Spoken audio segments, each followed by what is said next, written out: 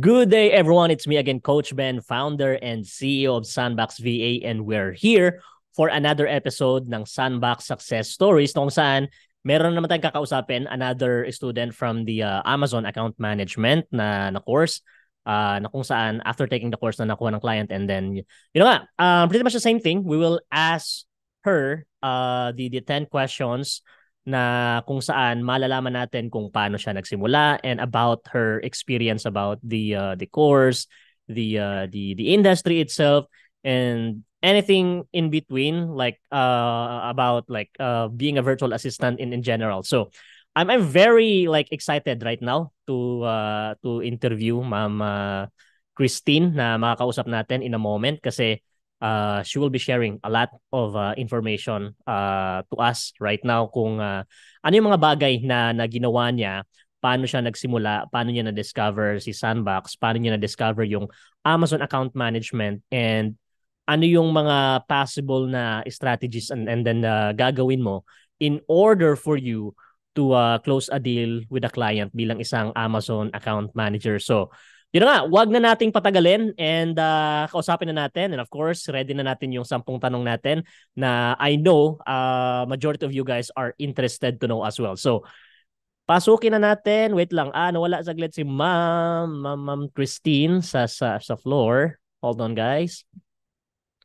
Hintay lang natin ng konti kasi nawala. Nandito yung kanina. Parang nagka-problema ata sa internet. But that's the idea. I mean, this is the session where there's gonna be like a series of question that will benefit para sa mga totally new sa industry on like how things works about being a virtual assistant, and hopefully ang session na ito is makatulong sa inyo guys in order for you to decide whether being an Amazon account manager is something na okay ba talaga tahakin, or depende sa iyo kung ano yung kumbaga parang forte mo, or kung ano yung skill na kung saan gusto mo talagang trabahuin at the same time your expertise already.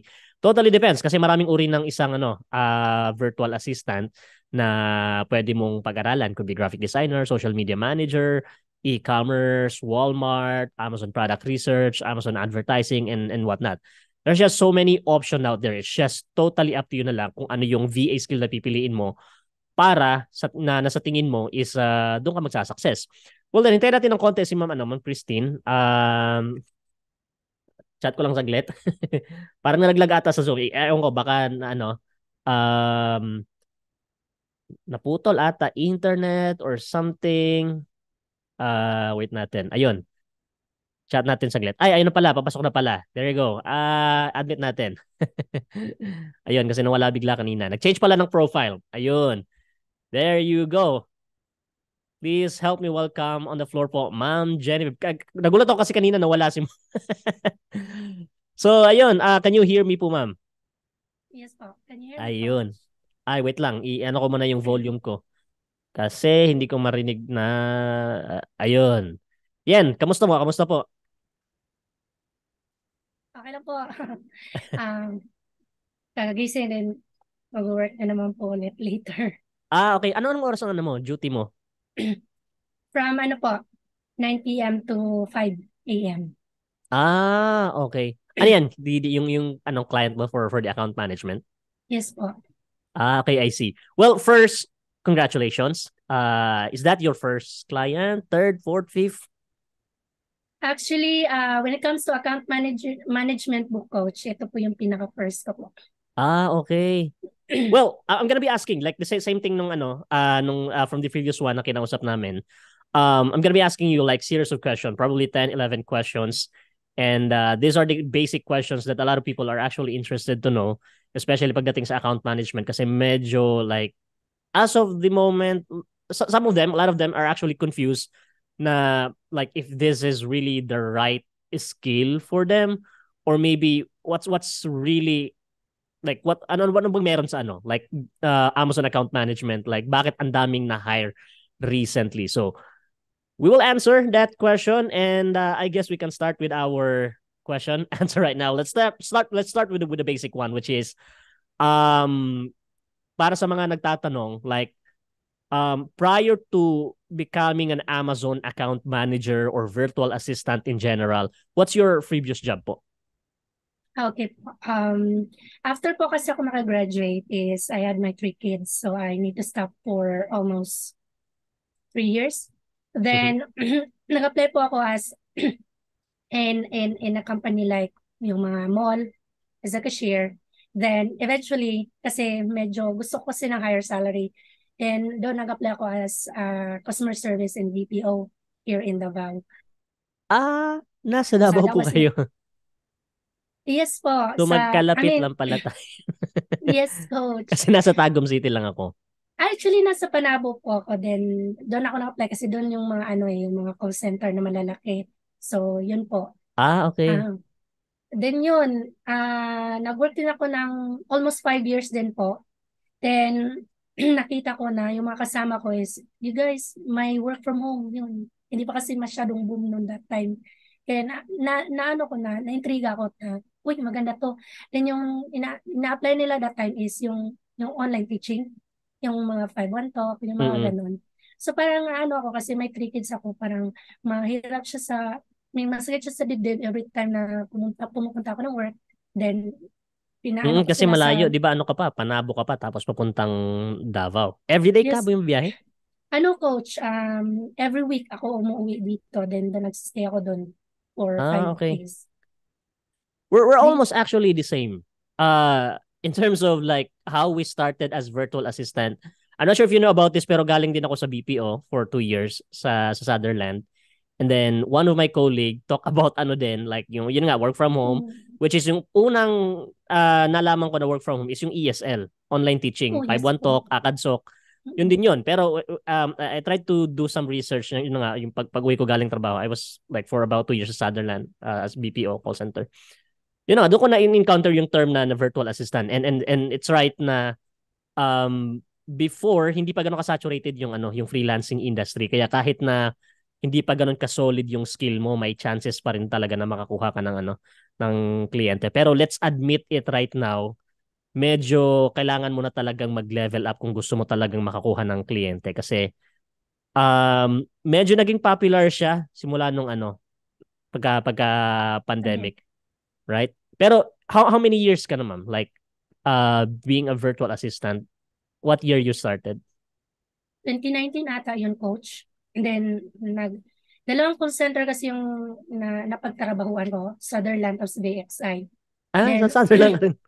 yes po, naoperahan kasi ako ng sa vocal cords. So, hindi advisable na sa akin na keep on talking Magsalita. on the phone. Opo. Kaya, ayun, yung backpay ko, ginamit ko na nga pang-install dito ng PLDT, tapos pambili ng second-hand na PC. PC. Just to invest po para makapag-start po talaga to work from home. Lakasan talaga ng Lakasan loob. ng loob. Actually, Yes yun po. lang din sa akin eh. Like, sa akin, before, sa call center sa Sutherland, AT&T ako, customer support, I was making already around 22. That was a good amount of money already sa akin that time. Kasi, like, sa BPO kasi hindi lahat malalaki sweldo. Merong iba dyan, 15, 14 pa nga, which is, yun yung ng iba, akala nila malalaki yung sweldo na sa BPO. Pero hindi lahat. Pero that time, yun nga, gaya ng sabi mo, lakasan ng loob. Nag-resign ako nung pag na-discover ko yung virtual assistant. Although wala akong solid na skill that time, but I know that there is an opportunity. Yun, nag-resign ako kasi confident ako that time kasi wala naman din akong binubuhay. So, okay lang din kasi kahit na magutom ako, okay lang. Ako lang naman mag-isa. So, I was so confident that time na pag in case na anong mangyari, hindi ako makakuha ng client within 3 months, uwi lang ako ng bahay, then may makakain rin ako. So, that was my kumbaga mindset that time. Pero yun na nga, luckily naman since 2017 up until now, ito pa rin yung pinaka trabaho ko rin, which is I really like kasi ang laki ng difference sa talaga sa yung sweldo. So Oh, yun yung coach. ikinaganda niya. Pero yun na nga, I didn't thought about it na almost same time experience. Yun nga lang, naulala ko ng konti kasi I started back in 2017. You were in back in 2019, right? Yes, coach. 19. So, ayun. The next question that I have is that how you started as an Amazon account manager virtual assistant. Like, what's your first skill? Or how you started? Yes po. Yun nga po, coach. Nung nag-invest ako ng equipment to work from home, una kong work talaga is telemarketer. Mm-mm. Nagtatawag kami ng mga to sell insurance. And after that one, nakakita ko na isang agency na nag-apply ako as General Amazon Virtual Assistant. Mm-mm. So yon, since nag-accept sila that time ng mga newbie, so doon ako nagka-interest. Kasi I've been working with that client up until now na 4 years na ako sa kanya Ay, okay. na as a general virtual assistant. Then since that client, big company kasi siya. So parang may iba't ibang department dedicated for this, for this, for this. So even though I'm offering this help sa client ko, ayaw nila kasi gusto nila focus ako as a customer service na ngayon. Mm-mm. So, wala ako nag-handle sa customer service nila, email, tas tsaka call. So, parang gusto kong, na-curious ako na paano gusto ko malaman yung in and out ng Amazon. Because ayoko kasi na parang inuutosan ako para saan ba tong task na to? Anong significance nito makaka-help sa client? Ano po bang pwede kong gawin? So that's where I stumbled to your course, coach. Doon nag-enroll ako as Okay. po. Then nakita ko na, di ba, napa-inquire nga ako sa last time na, coach, meron ka po bang Amazon account Account management? Kasi, management, yes. oo, kasi yun po yung parang napasok ko. Kasi nakita ko kasi sa mga friends ko na, my friend kasi ako na account manager, an Amazon account manager. Then she's earning like, ako. Then parang sinabi ko, since I do have an experience naman and familiar naman ako with Amazon Seller Central, so why not step up? Gusto kong i-upskill yung ano man yung mayroong experience ako, and I wanted to become an Amazon account manager, though masasabi ko na talagang malawak siya na na scope na Malawak siya. trabaho. Yes po. Pero Pero gusto ko siyang here's gawin. the thing, kahit na malawak siya, at least the good thing about that, yung pagiging malawak niya is kapantay niya rin yung lawak ng sweldo, True. right? True po, coach. I mean, one client, two clients siguro, or let's say one client. Basta like stable na company yan, direct client, literally like 6 digit per month, kayang-kaya. Yung friend mo ma'am, magkano nga ulit? Like, nag-6 digit? 6-digit coach test, meron siyang hinahandle na 4 na client. Like, Apat? hindi ka mapapawaw Pero sa kaya, ganun. kaya ng oras niya. Kaya naman daw po, coach, kasi naman daw, flexible, tapos walang tracker. So, Okay. Well, anyway, pag expert ka rin naman ka sa isang bagay na hindi naman like aabutin na talaga ng 8 hours mo siya tatrabahuin. So most true. probably yung apat na client na yon, pagpalagay na lang natin, merong isa doon, 2 hours na lang, iba 3 hours na Opo. lang, yung ganun. Output-based daw po kasi, Output based na coach. lang. Yun Mm-mm. yung magandang mga kliyente kaysa sa yung may time tracker na parang naka-micromanage ka. Mm-mm. True po. Kaya yun, simula noon, actually, marami na ako ina-offer ng mga services din. Pero parang bumalik lang din talaga ako kung ano yung parang unang experience ko as an Amazon. Kaya yun po, nagpo-focus na lang po ako doon kasi alam mo na, kung meron kang pinag-focus na skills, hindi yung pakalat-kalat, doon magiging expert ka. Doon ka Though hindi mas naman, mabigayan. I opo, agree. yes po. Doon ka mas magiging expert. Kahit iisang skill yan, basta paulit-ulit mong ginagawa, eventually you'll be good at it talaga. And then that's what gonna make you na makapag-ask ng mas malaking rate sa kliyente. Just like what you said, sa kanila kasi like nature na talaga nila yan. Culture nila na output-based talaga sila. Like result-based talaga sila. Hindi ito lagi ko sinasabi na wala talaga silang pake sa certificate, pinag-aralan mo, kahit high school graduate ka dyan, basta alam mo kung ano yung gagawin, makapagbigay ka ng resulta kung ano yung resulta na ini-expect nila, then it's not impossible for you to close a deal with a client. And maraming mga nagtatanong kasi natatakot sila, like kailangan ba college graduate, kailangan ba ganito, ganyan, kailangan ba may certificate. The answer is no, it's not necessary unless if yung trabaho mo is related talaga dun sa, like let's say, bookkeeping or accounting, then it might require you na hanapan ka ng mga credentials like accountant graduate ka ba. Pero for Amazon account management, I don't think so. It's not necessary. So basically what I'm trying to say here, kahit anong standing mo ngayon, pwedeng-pwede sa'yo yung course na or yung VA skill na account management so long as bigyan mo lang siya ng time talaga na aralin kasi it really like really takes a lot of knowledge and confidence in order for you to get that 6-digit per month na kinikita ng friend mo. And most probably, si Ma'am Genevieve, papunta. Papunta na rin 6-digit. Yes po, coach. Yan po talaga yung goal ko. Well, who knows, right? Maybe a few months from now, it's not impossible. Hindi Just like what naman you din, said, consistency is the key. Then, yes, coach. pag na-master mo na yan, like 2 clients lang, kayang-kaya maging 6-digit.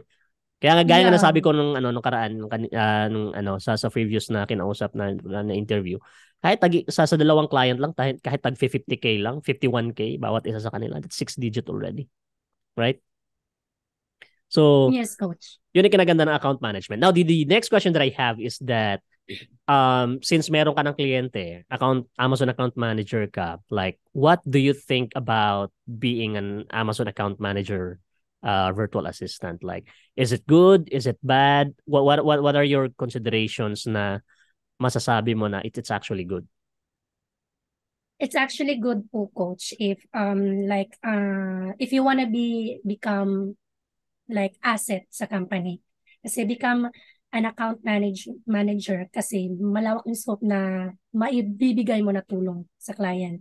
Mm-hmm. Hindi kayang tipong, kaya nga ako na pa-invest ng ganitong course kasi parang gusto kong maging valuable ako sa isang business. So marami akong maitutulong sa client. The more they need my help, the more I can earn more. And then at the same time, hindi ako basta-basta matatanggal. Kasi hindi yung contract na mag-i-end basta-basta. Yun kasi yung mindset ko, coach. The more valuable you are, the more client will keep you as long as business keep on running po.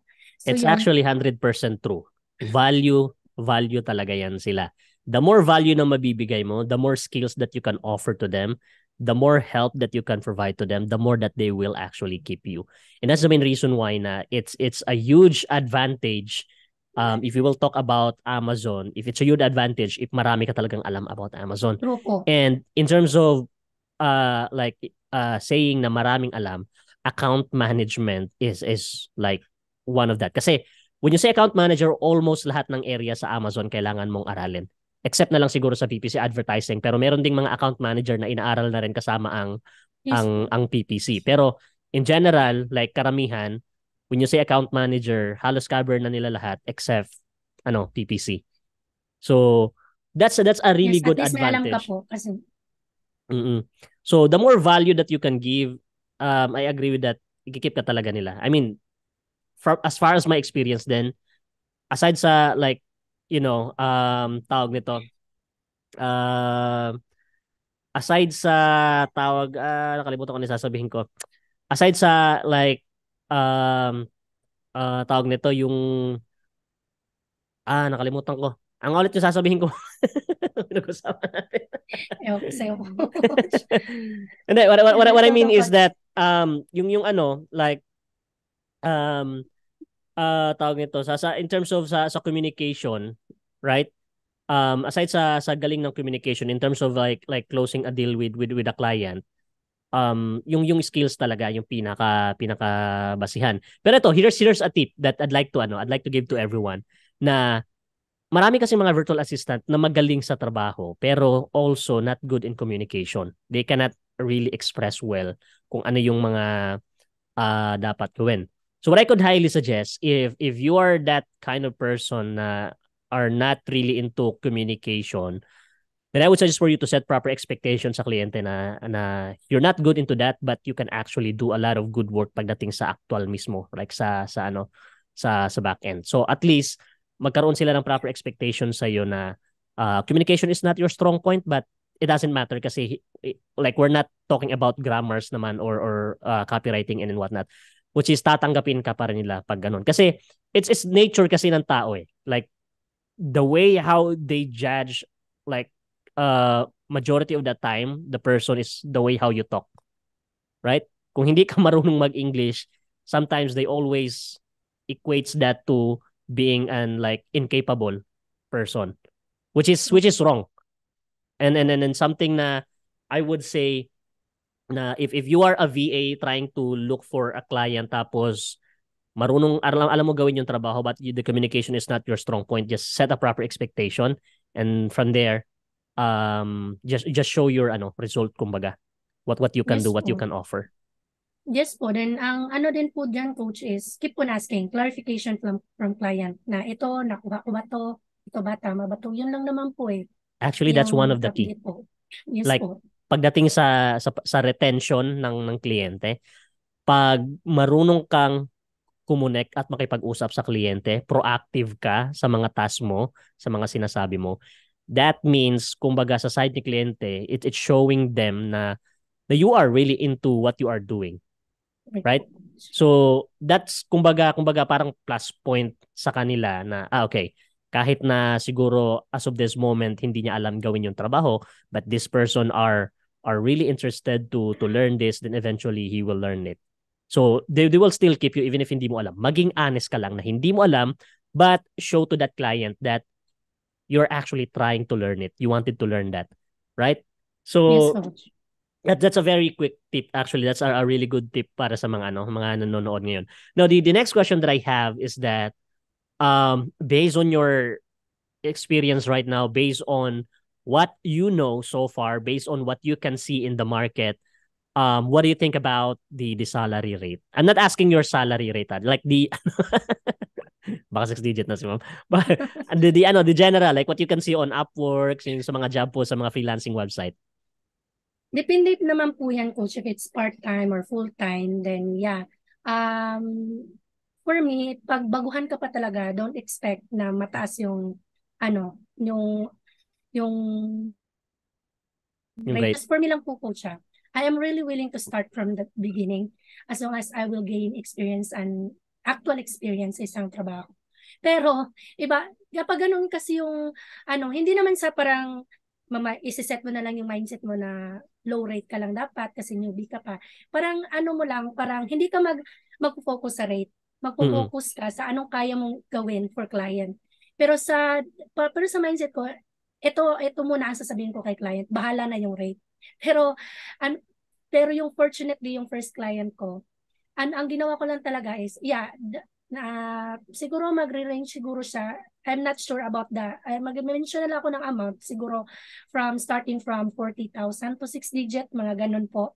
Pero, mas malaki po yung binigay na blessing sa akin ni Lord. Kasi Okay. po, coach, kasi ang ginawa ko lang naman kasi is hindi ako nagpo-focus sa rate.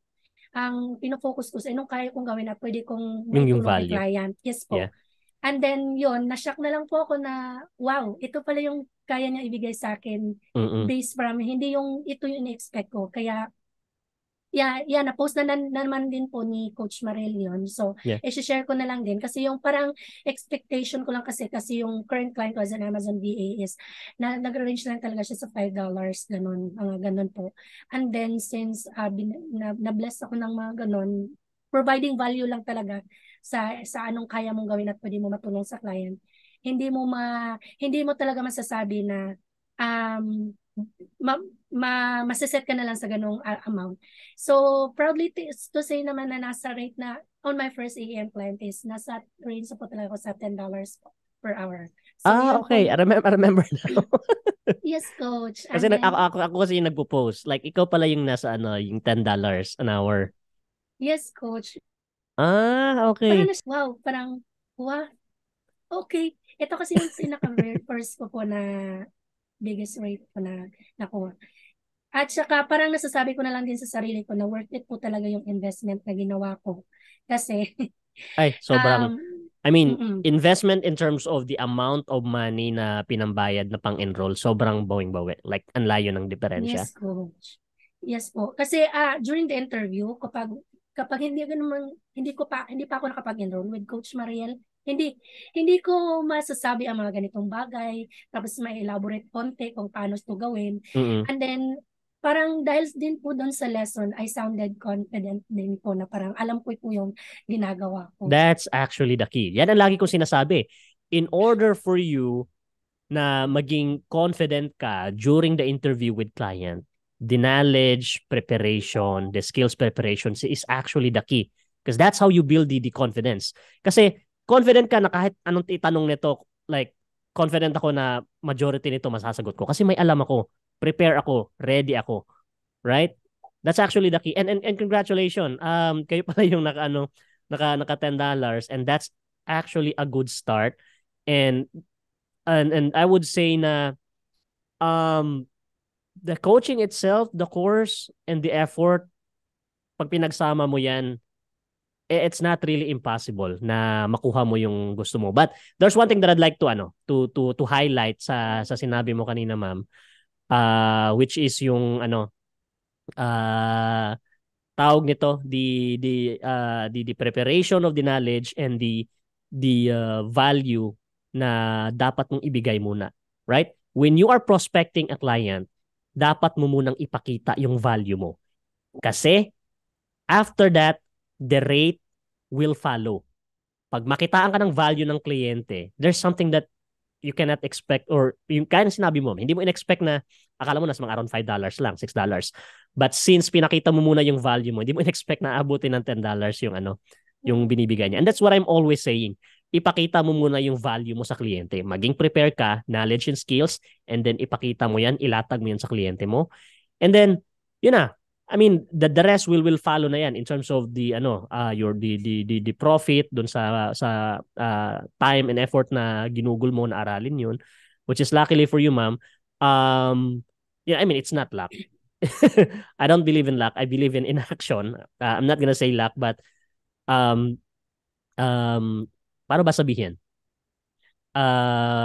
I mean, good thing for you. Because that's hard work. It's not luck. Pinaghirapan siya. Hindi mo siya inabangan. I mean, ikaw mismo ang kumbaga nag-effort na lapitan, i-offer yung service, ibenta yung sarili mo, yung skill mo na ganito ganyan, magbigay ng value for you to get that $10.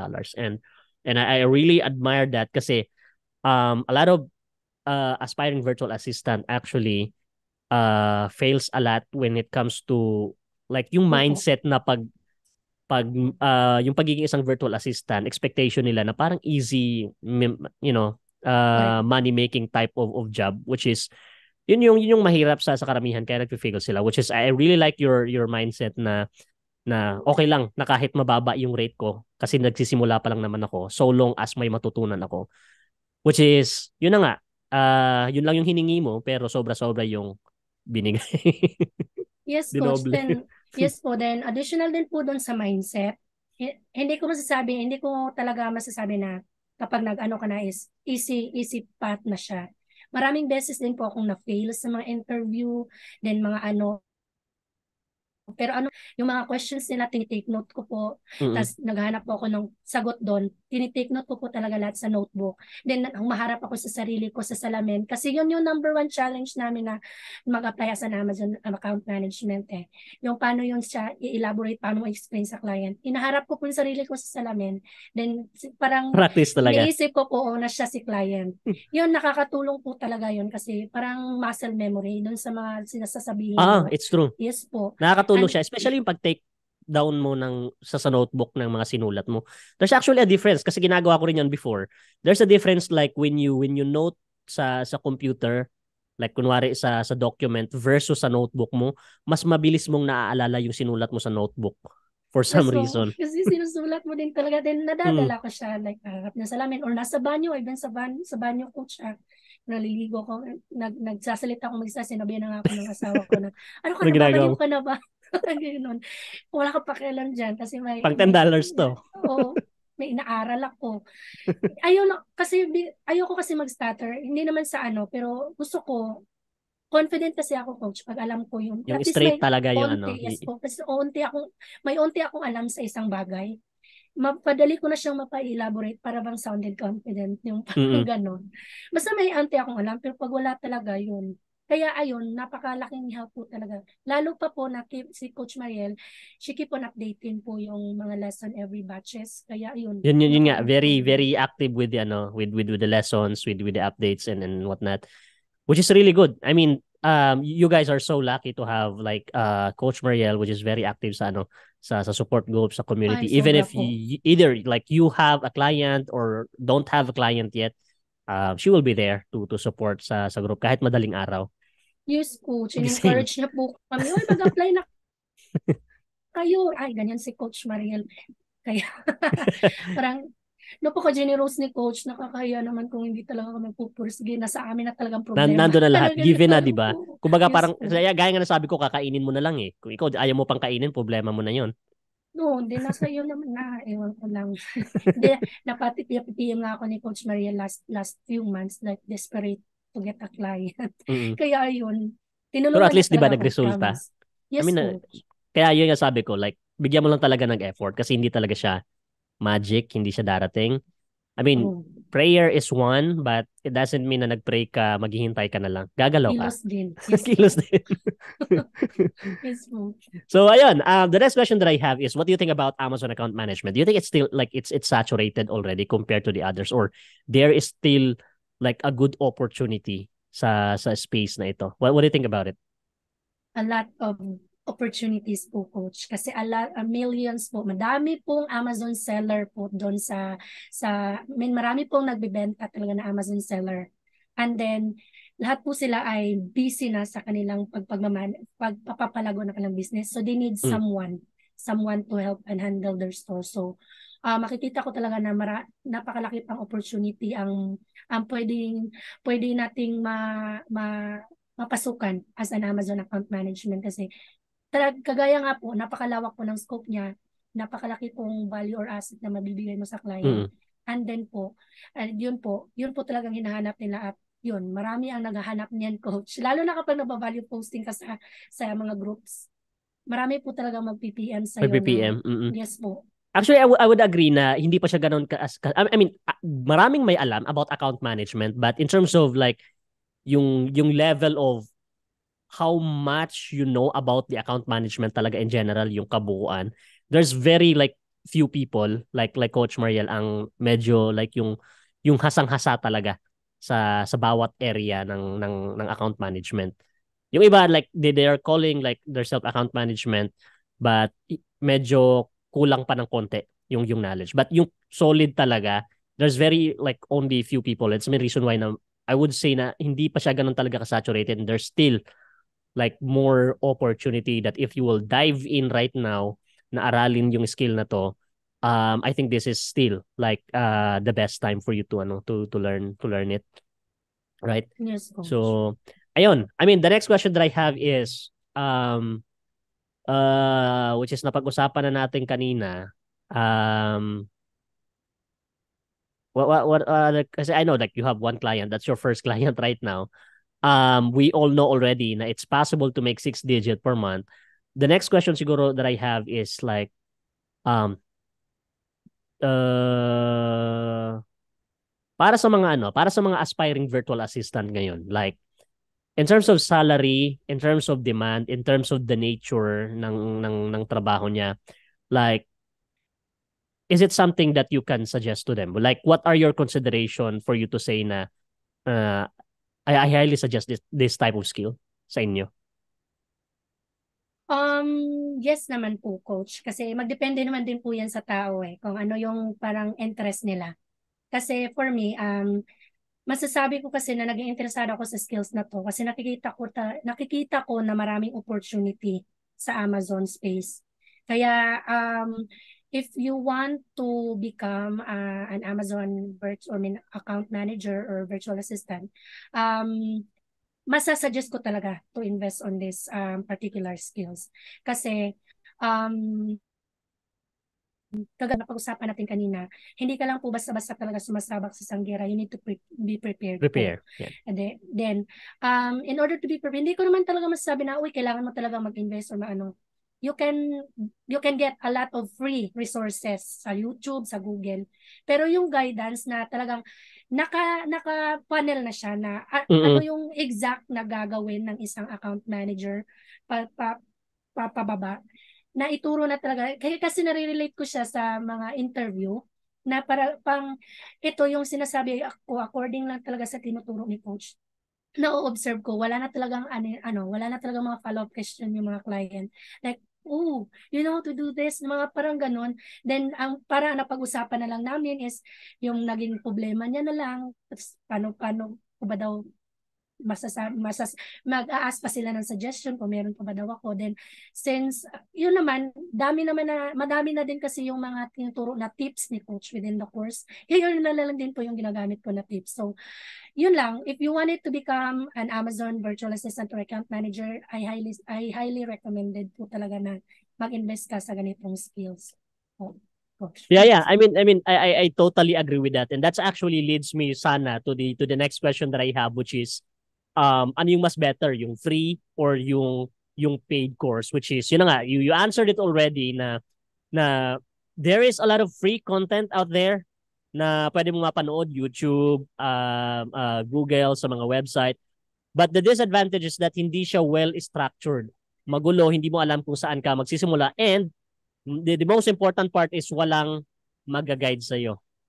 That's the hardest part actually. Now, sa paid course, well constructed na lahat, coming from someone who has a years of experience na i-share niya na lang sa iyo. Kumbaga ipapakain na lang, ikaw na lang yung bahala kung paano mo kakainin yung mga information na yon. And then after that, after mo matapos yung course, after mo ma-master yung skill and knowledge na kailangan, ready to go ka na para maghanap ng isang ng isang kliyente. So in short, when you do like learn the skill sa mga paid course, it will cut the learning curve. Kumbaga, mas-shorten yung time mo. Pero yun nga lang, when you choose tawag nito, a course, kasi not all course like Amazon account management is equal. Right? So it's not equal in terms of quality information and the coach na nag-a-assist. They have like different levels on how they provide na information. So basically what I'm trying to say is that if you will decide to enroll a course, just like do some research na sa tingin mo that's going to be good for you, that this person can actually like really guide me kung ano yung goal ko na maging isang Amazon account manager, right? So I totally agree with that, which is may advantage and disadvantages sila, pero if gusto mo ma-shorten yung process, then I would highly suggest for you to invest like sa mga course na sa tingin mo like maganda talaga yung value na binibigay niya, which is I would say the account management course from Coach Mariel has been proven already na makapag like tawag nito, na makapagpa-graduate ng student na kung saan after mag-graduate is may quality learning talaga. That's what I can say. Now, aside from that, I think last question that I have, which is the most important part. What do you think about Coach Mariel as a coach, as a mother, mother niyo sa GC? What I can say is that blessing po talaga si coach. Kasi matagal na panahon, ewan ko kung natatandaan mo pa coach, nung napa-PM ako sa iyo about account management. Dahil po kay Coach Mariel, lumakas po yung loob ko. Kasi pinupush niya kami na mag-apply sa ganito, lalo na pag alam na niya na may knowledge ka na. Tapos pina-follow up niya kami always. And then lalo na ako, makulit ako, madaling araw napapa-PM pa talaga ako kay coach, lalo na pag emergency lang naman po. Sinasagot niya po talaga yung mga questions namin. And then, additional lang po kanina, coach, na if you wanted to kino-consider ko na kasi itong freelancing na sa business. Kung gusto mong kumita, syempre, sa business naman ng nature, mag-invest ka din. Hindi naman na dahil nag-invest ka, hindi ka nag-invest, hindi ka kikita, pero yung nga po, mapapadali nga po. At mapapadali din po yung parang time frame na mamabalik sa yung investment mo. But that depends po sa tao. Kapag nag-invest din po kasi isa po ako sa mga course holder coach. Kapag nag-invest ka lang tapos hindi mo inaral, hindi mo siya chine-check every day. Mababaliwala. Baliwala po yung lahat. Ako kahit gaano po ako kabase, nag-aalat po talaga ako ng 30 to 45 minutes para sa course. Para po, masasabi ko, kasi parang ako na lang po kasi yung nahihiya sa bait ni coach na, oh my gosh, ang dami na na-hire, tapos ako hindi pa. Parang, okay, kailangan ko nang aralin to, na madami nang sinishare si coach sa akin, tapos hindi ko pa nagagamit. So parang hindi naman sa pero yun po talaga yung nafe-feel ko. Kaya dahil din po dan sa mga sinishare ni coach sa GC namin, like, detailed po talaga yung mga sagot niya sa mga questions namin, step by step pa. Parang tinitake note. Ay nga po pala, nasi-share ko dahil po sa bait ni Coach Mariel sa amin. Nag-volunteer nga po ako sa kanya na maging moderator ko dun sa Discord para Ay, sa matulungan din Discord. po yung ibang student. Yes po, para matulungan din po yung ibang classmates namin na mahanap yung mga info para kasi yung mini-make sure ko na din po na at least mapapaisi din po yung life ni coach na kapag Oo, may kasi naghahanap parang ng hindi na ata question, siya oo, natutulog. oo, pag may question, pino-forward na lang namin. I mean, binibigyan na lang namin yung link doon sa Discord. Kaya yun po. Dahil din po sa bait ni coach, yun. Gusto kong at least mapa-payback man lang po sa kanya. Ganun po, Ayun. coach. I mean, the course itself is ano na like, in terms of sa binayaran mo versus sa knowledge na shinare niya, yun na yun Like, sulit na yun Pero, samahan mo pa ng ganyang klaseng coach, like, super solid bonus na yun. Na super supportive, tapos itutulak ka talaga para, hindi itutulak Encourage para ka talaga. encourage ka Mm-mm. talaga na mag-succeed. That's a really, kumbaga, that's out of the, kumbaga, scope na ng True. binayaran doon actually sa course, which is sobrang actually swerte ng nasa community ngayon na nahatak yung mga nawawalan ng pag-asa since Mm-mm. alive yung community. Nabubuhay. Ayun, mag-apply ka. Tuloy mo, aralin mo muna yung course, then apply ulit. Ganito. Yes, coach. Wag kang mag-alala sa sa failure or what, rejection. True. Tuloy lang. Mabubuhay yung dugo mo kasi alive na alive yung GC. Uy, may na-heart. Oh my Oo, gosh. Parang oh my mapipressure gosh. ka. Meron na Ako, naman. alam ko to Bakit hindi ako, parang na-share natin, alam ko tong gawin Bakit, parang sabi ko, bakit di ko to kayang implement? Ayun, matcha-challenge ka rin. Mm-mm. Subukan ko na. Parang sabi kasi ni coach, mag-apply ka lang. Experience mo na lang. Then, experience mo na lang magpa-interview. Then, eventually, on the following clients, alam mo na yung Alam mo anong na. dapat mong sabihin. Mm-mm. Kaya Kasi yun po, yun ang doon mo na nangyari. like pag nasanay ka sa interview, doon mo na like, kumbaga parang makokontrol yung like the conversation in favor sa na ikaw yung expert, na ikaw True. yung kailangan ng kliyente. So Yes po, mas yes po. malalaro mo na versus doon sa first time na interview mo, especially pag kabado ka, Mm-mm. medyo tagilid pa ng konti kasi the way how you answer the questions, medyo Yes po. mag-stutter ka pa minsan. Right? Yun lang po yung pinaka-challenging. Pero yun, ano nyo lang yan, guys, mga classmates or mga um, parang i-overcome nyo lang yan. Yung period na yan, yung parang first, second to third, fifth interview. Pero kapag gusto mo talagang maging account manager at kumita ng mas malaki, to overcome mo lang yung stage na yan. The rest, alam mo na yung gagawin at Oo, kasi sasabihin. the information itself, like the lessons, given Yun. Ando na Ay, yung lesson pala ni Coach Mariel, yun na po yung exact na ginagawa ng isang account Mm-mm. manager. Yun na po talaga lahat. Kaya, yun, Ikaw na lang kailangan mo talaga lang kulang. talaga Kaya sabi ko kanina, andyan na lahat, kakainin mo na lang, depende na lang sa'yo kung paano mo kakainin yan. Baka kakainin mo tapos iluluwa mo lang din. Walang mangyayari. lagay mo sa tiyan mo, Lagay mo sa absorb tiyan mo, mo. i-digest mo, ganun. Yes po. May mga, hindi mo man maano lahat, keep on pushing na lang po, Mm-mm. kasi learning. Then, for me lang habang naghintay lang sa mga failure, habang naghintay ako ng right client, keep on learning pa din po ako, coach. Kasi I believe na kapag nandiyan na si right client, I have an At ample least enough prepare ka na. knowledge po na, yes po, prepare na ako kasi may enough knowledge na ako. Mm-mm. Kahit nag-fail ka, wag kang tumigil, aralin yung lesson. Yun lang kasi yung naging problema ko sa mga past lessons ko, hindi ko siya inaaral. Keep on kaya yung failure, nakikip siya Kaya kung inaaral mo siya ng keep going ka lang, alam mo na mag-make sense na yung lesson sa'yo, then alam mo na yung Mm-mm. Di ba mas gumagaan yung discarte. information Oo. pag pinapaulit-ulit mong pinapanood? Mas madali mo nang naiintindihan. Kaya Yeah, kasi oo. pagdating Yes, sa actual na coach. interview, parang ang gaan na lang sagutin ng mga tanong. Hindi ka nakabado. Oo, kasi ito, ay bakit niya to tinatanong? Then the next time, kaya pala. So ganun, ma-elaborate mo na, maano mo na kaya pala niya tinatanong to. So at least maano mo na, itong sasabihin mo, at least alam mo na din na i-ano ka siya, i-elaborate para mapa-explain mo pa sa client. Doon po Mm-mm. silang talaga mapapabilib, coach. Yeah. So, ayun.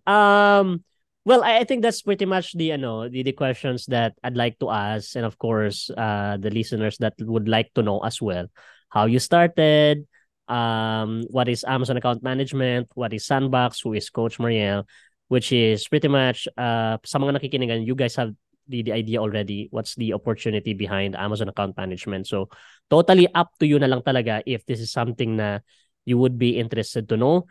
But yun na nga, in any case na gusto mong malaman kung ano yung pinakalaman talaga niya ng account management, you can do some research right now in terms of gaano ba ka in demand, like sa Upwork, onlinejad.ph. From there you can see na there's still a lot of people, mga Amazon sellers na nag-hire ng account manager or naghahanap ng account manager. So ayun, if you wanted to learn this type of skill, well then we're very open, and we're tawag nito, you're very much welcome to visit our official website, which is sandboxva.com, and from there you'll be able to see the information about the Amazon account management. And if you're interested to enroll, well, then you can click the enroll button and then just message us dun sa Facebook page namin. So you will be assisted kung ano yung magiging next step natin. So ayun na nga. Once again po, thank you po Ma'am Genevieve. Makapit-bahay lang pala tayo dito, like few minutes away sa Panabo, Taram City. So ayun, thank you very much. Once again, this is Coach Ben, founder and CEO of Sandbox VA, and that's Ma'am Genevieve. And have a good day po, everyone. Thank you. Thank you po, ma'am. Bye-bye. Thank you, Coach.